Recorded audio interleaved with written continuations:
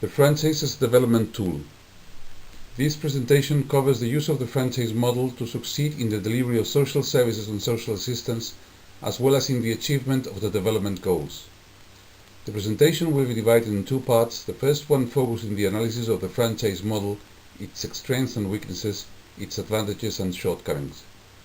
The second part will review the consequences of the application of that model to the delivery of social services and social assistance through the social franchises, and to the achievement of development goals through the social franchise enterprises, and how the use of this model limits or enhances the results. The objective of the social franchise enterprise is to serve the market a set of goods or services that will contribute to the development of the target public market, and to do so by creating a self-sustainable activity based on private initiative.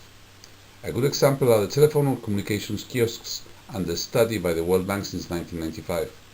By providing access to communications, the kiosks are achieving a major shift in the way individuals can manage their contacts, their payments, their time, their life. The opportunity and part of the developmental component of the social franchise enterprise is to provide a good or service currently unreachable but in demand to a target public or market willing to pay for it. The reasons why the target markets are not yet served are varied: lack of infrastructure, distribution networks, and/or efficient collection systems, or simply because the public sector has focused in other policies and the private sector has not yet assessed a profitable or sustainable alternative. The challenge then is to establish a system or model that succeeds in overcoming the difficulties to serve these markets, to do so in rapid expansion of its reach and footprint, and to achieve it through a self-sustainable activity. Essentially, quite the same accomplishment as that of the franchise model. The social franchise enterprise achieves its developmental goals serving markets a service or good in demand while making the process itself a source of development. As we saw, the first stage of the franchise is based in the product or service definition, its standardization, the establishment of training and training tools, built-in monitoring, etc., which to be implemented require human resource development and organizational development. All seems quite close to capacity building, generally defined as the development of conditions that allow individual participants to build and enhance existing knowledge and skills, and will allow individuals to engage in the process of learning and adapting to change. The second stage of the development of a franchise leading to its consolidation is linked to bulk purchasing, standardization of inputs and supplies, brand definition, and interaction with network and networks clients.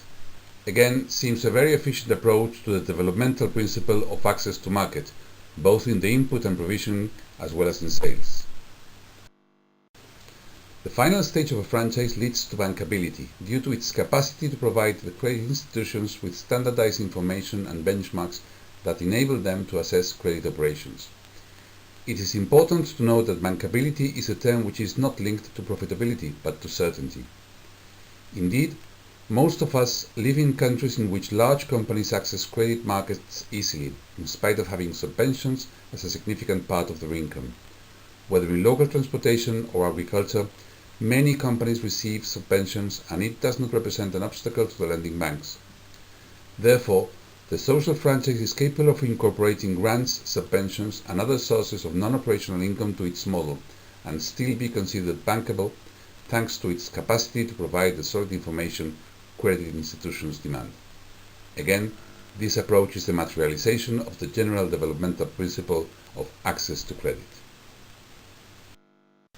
As a result, the social franchise enterprise has the elements to succeed in serving its target market with goods or services required to attain better living conditions, carrying simultaneously a significant development task by providing capacity building, access to market, and access to credit to the network of franchisees. As covered in the analysis of the model, the transaction enables the self-sustainability of the franchisees, but it also serves as a barometer of the efficiency of the social franchise enterprise. The collection of the franchise fee will enable the social franchise enterprise to lead the marketing, further extend the network and support new franchisees, and thus will also enable other local communities to have access to goods or services in demand.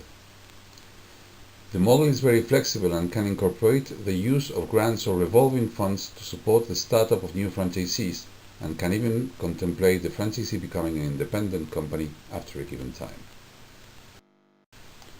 The key to it all is that in the process of serving a previously unserved market, it develops a community by creating self-sustainable units that will network with each other, bringing other opportunities to all the communities involved. It develops new markets.